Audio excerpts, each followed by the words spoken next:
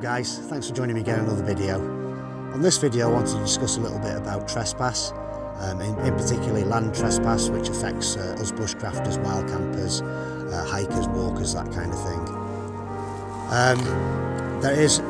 Trespass is a huge area of law. I'm not going to cover all of it, and by no means by far am I a law expert. This is just the best of my knowledge. So you've just watched the intro, and some of you may think that I've just committed trespass because I've breached a boundary where it clearly says it's private property, no trespassing. That's not the case.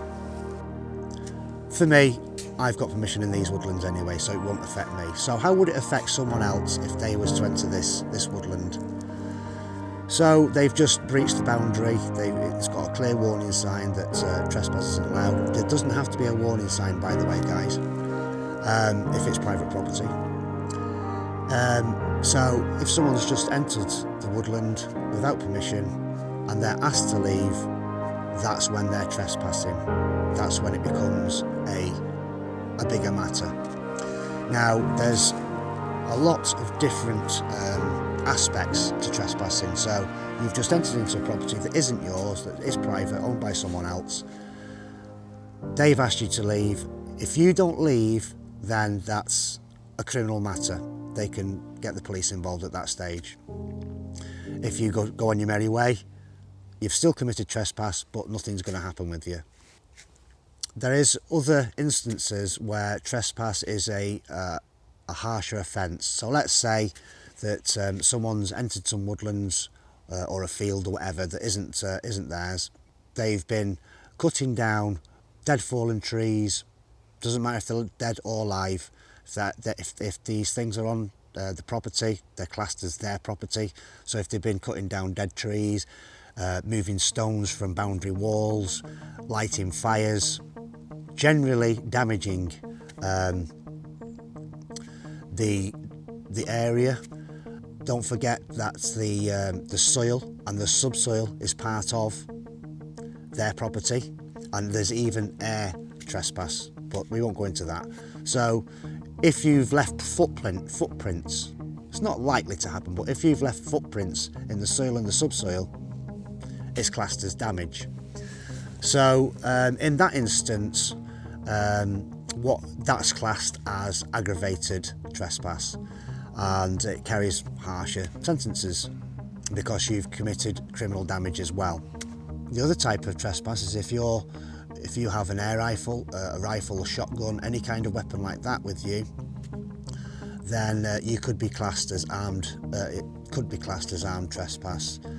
Obviously, it's going to land you in more bother. So yeah, is trespass a civil matter or criminal matter? Well, the actual trespass itself is civil until someone's asked you to leave. Once they've asked you to leave, then the law can be brought in. Then it becomes a criminal matter. There is areas in the UK where you cannot trespass by law, which is military installations, obviously, kind of airstrips, anything to do with the military, airports, and also rail network systems, railway embankments, railway property, anything like that, where you're not supposed to be on them. That carries quite heavy fines. So yeah, that's just a little video that I wanted to put out there about trespass and knowing what to do and not what to do, and giving you guys a little bit of information about it, because it is, people say, oh, blah blah blah, and there is a lot of myths surrounding trespass. So basically, if you're in an area, well, let's put everything into a nutshell. So if you're in an area you're not supposed to be there and you've asked to leave, that is when you're committing trespass, and the law can be used then. If you're doing it with a weapon, armed, then it's armed trespass. And if you're damaging the property, the subsoil, the soil, if you're lighting fires, that kind of thing, then it could be aggravated trespass. So I hope this video's enlightened you a little bit. Please like and subscribe if you've enjoyed this video. Give me a thumbs up, thumbs down, leave some comments.